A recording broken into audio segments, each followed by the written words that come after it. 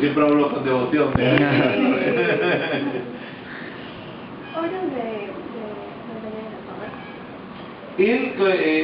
Sus obras más importantes, una es el antiimperialismo y el APRA, donde resume una acción política para lo que es Sudamérica. Las obras que tiene son el antiimperialismo y el APRA, 30 años de aprismo, pero estudió también la Europa nórdica y planteó algunas cosas importantes, como por ejemplo lo que ahora estamos viendo. Sí puede haber inversión y sí puede haber desarrollo. Habían otras teorías políticas que nos decían que la inversión era imperialismo y que nosotros debíamos rechazar eso.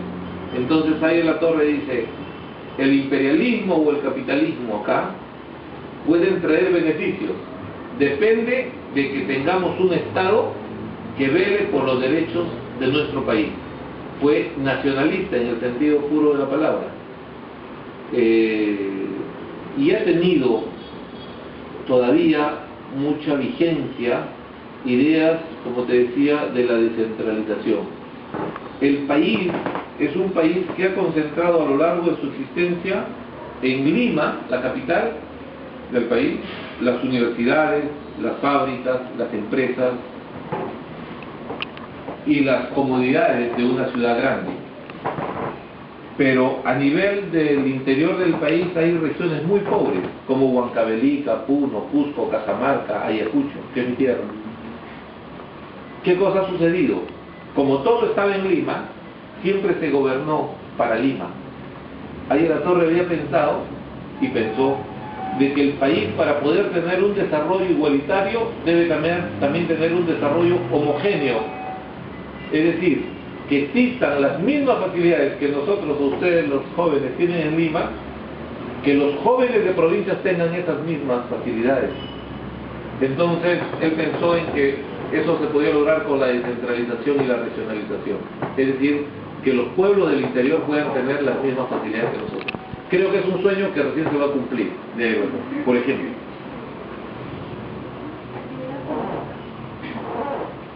Actividad política del partido.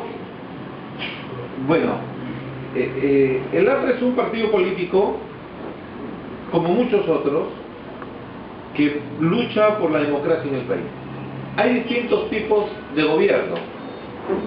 Pueden haber gobiernos democráticos, pueden haber gobiernos autocráticos, que son las dictaduras. Nosotros hemos escogido en el país un gobierno republicano democrático. ¿Qué quiere decir democracia? Donde los gobernantes se elijan a través del voto, de las elecciones. Pero donde haya separación de poderes, es decir, el Estado pueda tener un poder ejecutivo, que es el presidente, que es el encargado de hacer cumplir las leyes, un poder legislativo, que es el que hace las leyes, y donde está representado el pueblo a través de sus representantes, y un poder judicial, que es el encargado de castigar a quienes violan las leyes. Esta separación de poderes quiere decir democracia. Cuando funcionan esos tres estamentos, funciona la democracia. En otros países no funciona así. Solamente hay un presidente, que es el que dicta las leyes, que es el que gobierna, y es el que también castiga a quienes incumplen las leyes. Eso se llama un gobierno autocrático. Y en la democracia tienen que haber partidos políticos. El APRA es uno de varios partidos políticos. ¿Nosotros qué decimos? Un partido político tiene que preparar a sus cuadros. Sus cuadros son todos sus dirigentes. Pero para llegar a ser dirigentes, tienen que tener preparación. Es decir, si tú eres joven, vales como joven.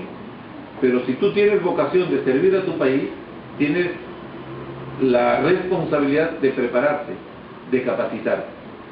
Cuando nosotros hacemos acción política, significa que preparamos a nuestros dirigentes y a nuestros militantes para que puedan ser, uno, buenos ciudadanos, y dos, buenos dirigentes de sus organismos populares, o que puedan ser buenos gobernantes cuando son elegidos para alguna representación. Puede ser regidor, alcalde o o congresista, o presidente regional, o presidente de la nación. Esa acción política, ¿cómo se hace? A través de la difusión de ideas.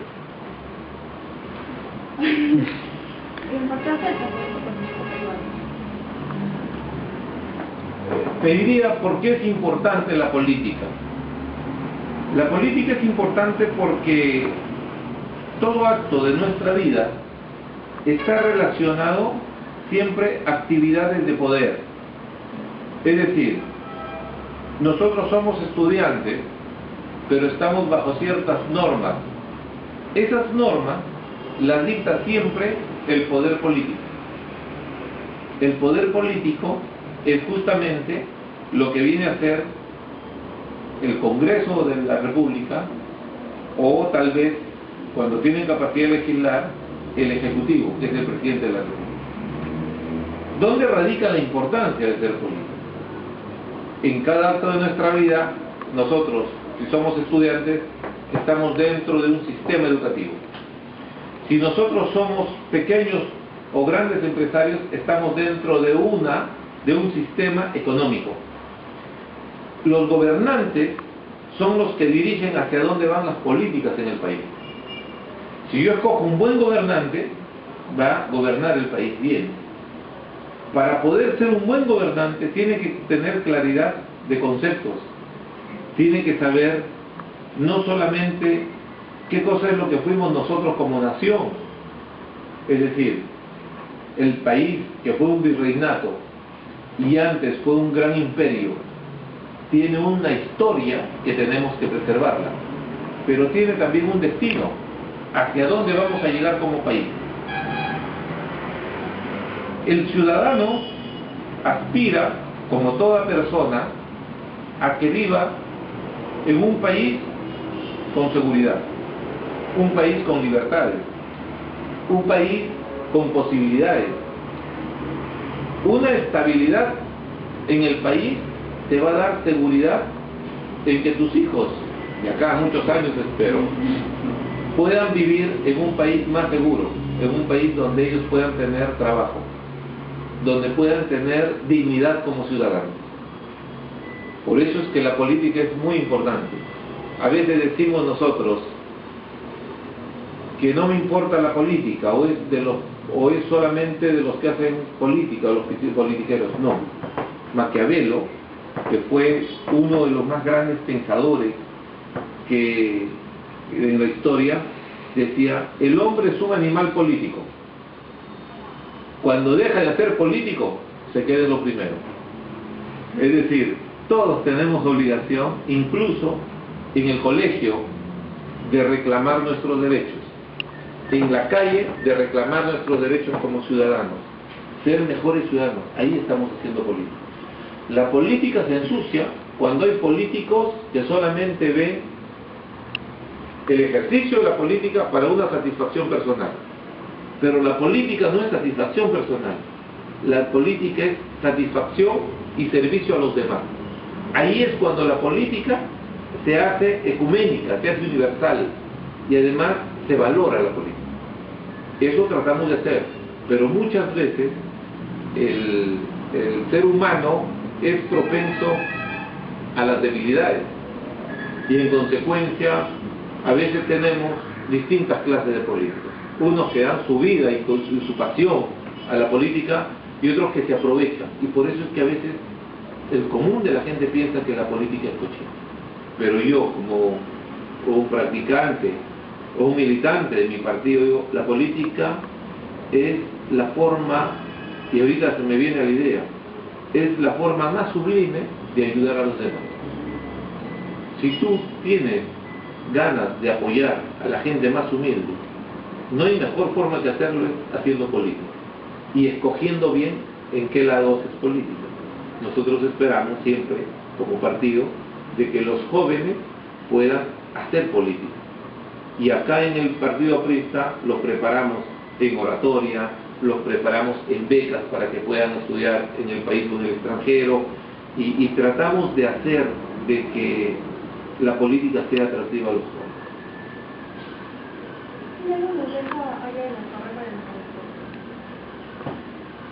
Más que todo nos deja la enseñanza de una vida al servicio del pueblo. Él sufrió en dictadura, persecución, sufrió prisión. ¿Y cuál era su delito? Su delito era luchar por la justicia social, luchar para que el campesino pueda tener no solamente voz, sino acceso a facilidades que nunca lo tuvieron en otras épocas. Luchó para que los profesores puedan enseñar más y mejor. Luchó para que el Perú sea más inclusivo. Luchó para que los jóvenes puedan tener posibilidades. Esta era su lucha. Y fue un hombre absolutamente honesto.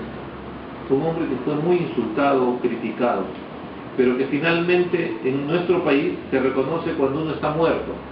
Recién cuando él murió, el país entero le reconoció de que él era el hombre más ilustre del siglo XX. Consecuencia, un hombre así sí se merece tener seguidores. Y nosotros sabemos que para ser seguidor de La Torre, no necesariamente lo pueden hacer en el APRA como partido. Porque ahí La Torre ya pertenece no solamente al APRA, pertenece al país. Y si hay alguien que entregó su vida al servicio del pueblo, fue La Torre. Esa enseñanza de cariño a los demás, de un hombre que se sacaba la ropa para darla al más humilde, de un hombre que podía codearse con los intelectuales más encumbrados del mundo, con la misma facilidad y sencillez, como que podía estar comiendo o tomando su sopa teóloga en el barrio más humilde de Trujillo. Es un hombre que sí merece tener seguidores, y por eso es que nosotros lo tenemos a él como jefe. ¿Cree usted que sus ideas se mantienen vigentes? Muchas ideas se mantienen vigentes de allá. Muchas. Principalmente, y es un tema actual, la participación de la mujer en la política. Si ustedes que son señoritas, puedo decirles que quien luchó más en este país para que la mujer pueda tener realmente participación política fue él. Él planteó el año 1930 que la mujer tenga derecho al voto. Ustedes, si hubieran vivido en el año 1930, no votaban, pero fue La Torre que planteó. Y recién después de 20 años, en el año 54, recién se reconoció el derecho al voto a la mujer. Entonces, esa es una idea que hasta ahora puede estar vigente. Otra idea es la preocupación que él tenía porque las juventudes puedan tener acceso realmente al conocimiento y a las facilidades. Ustedes de repente estudian en un colegio particular, ¿cierto? Pero hay mucha gente que no puede ir a un colegio particular. Y entonces su preocupación era de que todos podamos tener las mismas posibilidades. Las otras ideas de Aya eran respecto a la descentralización que les he hablado. Son temas fundamentales, son ejes que nos pueden dar a nosotros una comprensión de cuán adelantado estaba este hombre.